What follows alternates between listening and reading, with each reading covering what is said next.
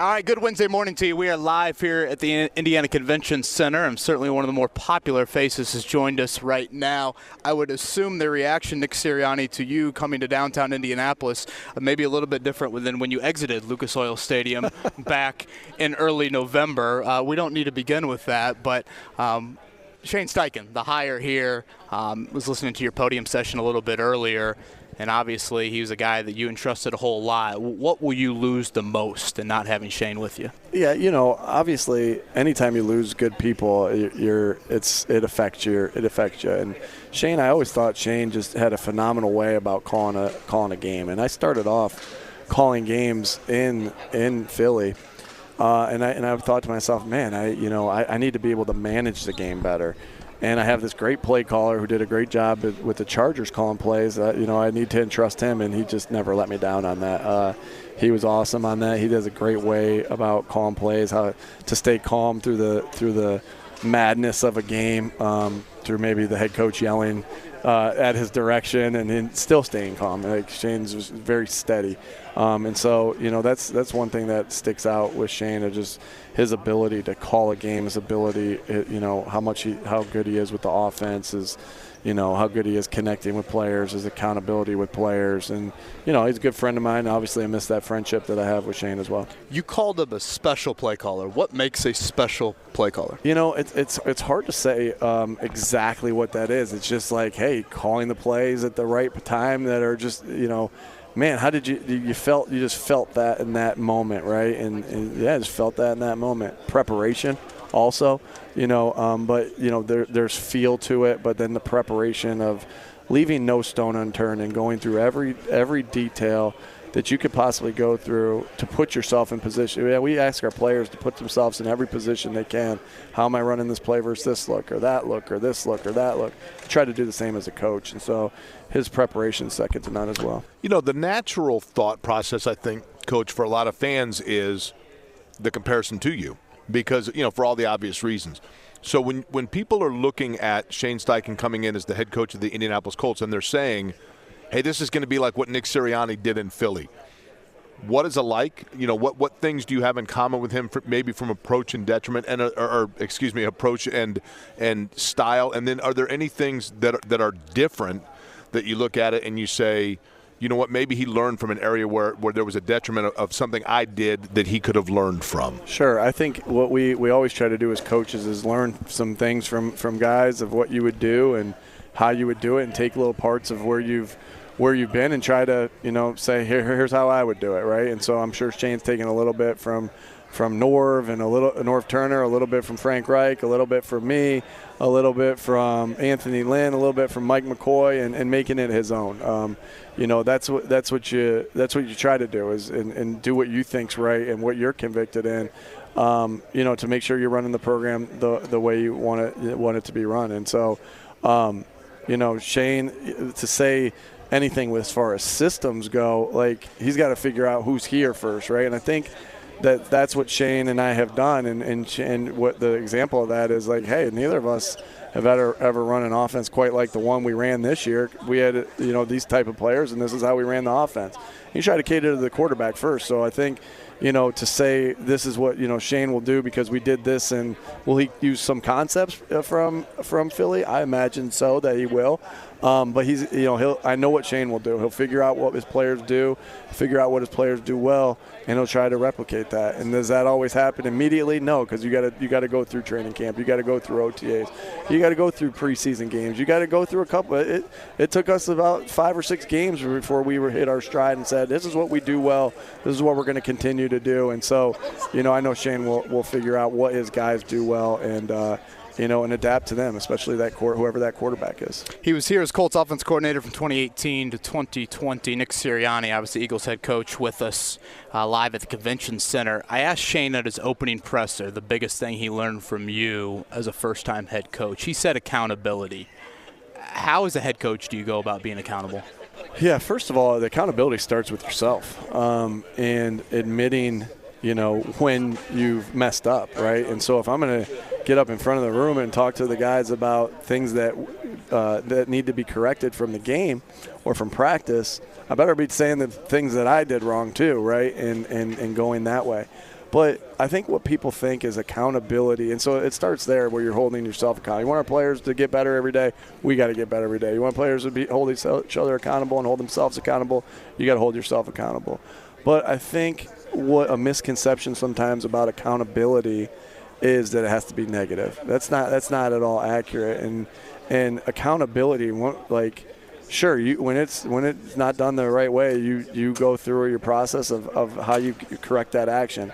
But when it's done the way that you really wanted it to be done and way you know it needs to be done to compete at a high level, that's just as good accountability, because you're going crazy about that. Like, sometimes it looks like you're losing your mind, but you're losing your mind in such a good way. You're like, that's exactly the way it's supposed to look. That's exactly how I want it to look. And so, like, and then that's the reinforcement, like, man, that's exactly what he wants. And then when you do it this way, it looks good and we're playing good. So accountability starts with you. And then accountability doesn't just have to be negative, right? You want to be positive in your accountability too, because you're just trying to reinforce the actions you want to continue to have. You're literally like the perfect fit for Philadelphia, aren't you? Like, I'm not kidding you. Like, it feels, it almost is like there was no other franchise that would have been a better fit.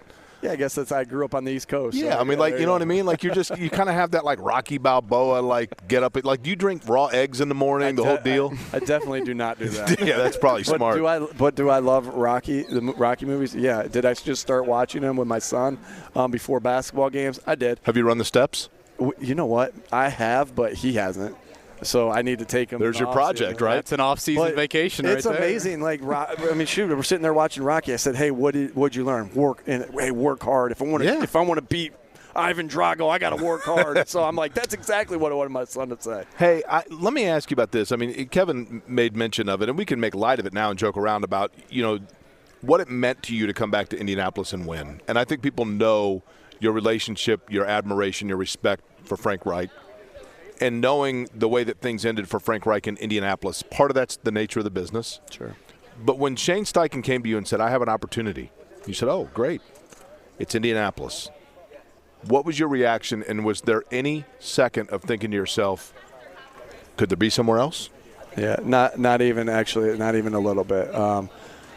When he said it's Indianapolis, and I was just so happy. There's so many great people in this city, and there's so many great people in that building, right? Like, shoot, we still talk to our friends over in Bridgewater where we lived, right? And then I just think about all the great people that they have in that building. Like, I had a phenomenal 3 years here, and that starts with the people you're around every day when you go to work. That starts with the people that you're around when you live in the city. And so I told them how much I liked living here. I told them how much I liked working in that building, and I was really happy for him to have that opportunity. And imagine he'll move somewhere that has a golf. I miss that golf cart I used to have that I used to drive. He's got to have his kid watch Hoosiers though instead of Rocky, right? Yeah, you got to have the Hoosiers on. He's got to make the drive down the street to go see Hoosiers. But I told him how much I like that golf cart that you drive around the neighborhood with in one of those communities. That's why I miss that golf cart that I used to have. I can't have that in Philly. What's the biggest challenge in going from? For you, was there a moment when you went from coordinator to head coach where all of a sudden you're like, oh man, now it's real? And what is the adjustment he's going to have to make? There's always different things there. Like, I really felt prepared. I really did, and hopefully I helped Shane, in his journey to help him get prepared as well. I just always remember Frank pulling me aside and saying stuff like, hey, when you're head coach, you're going to have to think through this just like I did right here, and here's what I did. Like, he made it. He was very intentional. Frank was very intentional about helping me develop into a head coach, right? And I tried to do those same things for Jonathan and Shane. And so hopefully, Shane is seeing all those things, and he takes like I said, takes a little bit from each person that he has, and when he gets in those situations, to be able to handle it the way he thinks is right. But also when he gets in those situations, obviously you try to prepare guys as much as you possibly can and help them prepare as much as you can. but you can't go through everything, right? And so when he gets in those situations, he knows he can call me, and I know he knows he can call Frank. I know he knows he can call, his other mentors, and when he has those, and Gus Bradley, right? Gus was a big mentor for both Shane and I. When we were together and with the Chargers, I still talk to Gus, and he still helps me through different situations. So you're never going to have all the answers, and be ready to reach out and reach out to people that you trust when you need to ask questions. Nick, last one from me. I brought it up to start the interview. Obviously, your reaction at the end of that Colts-Eagles game back in November got a lot of fanfare on our airwaves. They were mad at me? That's probably an accurate statement. The little bit that I know of you, I simply said that Monday, that is the competitive spirit that I know that you live with in every walk of life, not just the game of football. But it was that combination with your loyalty to Frank Reich. Is that accurate in your emotion at the end of that game? Yeah, obviously very competitive. I think one of my friends said one of my friends who actually went to the Super Bowl had said, one of the people that he works with that came in and was like, "Did you see Nick at the end of the game?" He goes, "Yeah, that's how Nick is when we used to play Nintendo together I was gonna say, when we were kids." Is that you winning a beer pong game or something like that? 100%. And so then he's like, that's just who he is. But also, I was raised in a home where family was everything, right? And faith, family, football, and I can remember, if my brother's teams had a bad game, I had two older brothers, and if my brother's teams had a bad game, I'm crying, right? I got emotional about it. Or if somebody said something about my brothers, hey, he didn't play quarterback very well, like I'm ready to be really pissed off, right? Mm-hmm. And so I think of Frank as like my older brother, and that's just when that's just how you feel about your family, and you're just loyal, and because they've always had your back, you've always had their back, and you always want what's best for them, and you don't like it when it's not the best for them. So now, what were you yelling? That's what I want to know. That stays there. Was it to Philly fans or Indy fans? It stays there too. Oh darn it! I tried. It was just safe travels home. That's right. Hey, you need to go, and I realize that you're fairly busy here while you're in town. You need to go to 47th and Boulevard to Hoagies and Hops, because literally the gal that runs it is from Philly. Oh, okay. And you walk in and you would think that you are across the street. Like, it's entirely Philadelphia Eagles I feel like stuff. you might be setting me up, and there's going to be all the Colts fans I'm telling you. after the game. They sit behind the visiting bench every single game, and they've been waiting for you. They had Super Bowl specials. They had the entire place was Fly Eagles Fly. What is it called again? Hoagies and Hops. It's at 47. Just south of Butler. Yeah, okay. Cool. Just south of Butler. That was one of my regrets being here. I didn't get to go to a Butler game. Oh yeah, I heard it was awesome. I was at Hinkle last night for the game. Is that right? Yeah. It was an awesome time up there.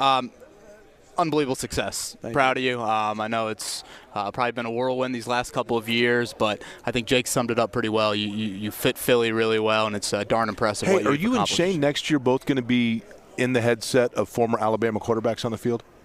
What do you think? I can't answer that. I don't know. Listen, I don't know what they're thinking. We don't share secrets anymore. That's for sure. Yeah, Jim Mercy had a slip up. Nick Sirianni's not going to have a slip up here with us. Thanks, Nick. Enjoy Indy. All right. Appreciate it. Thanks for having me on, guys.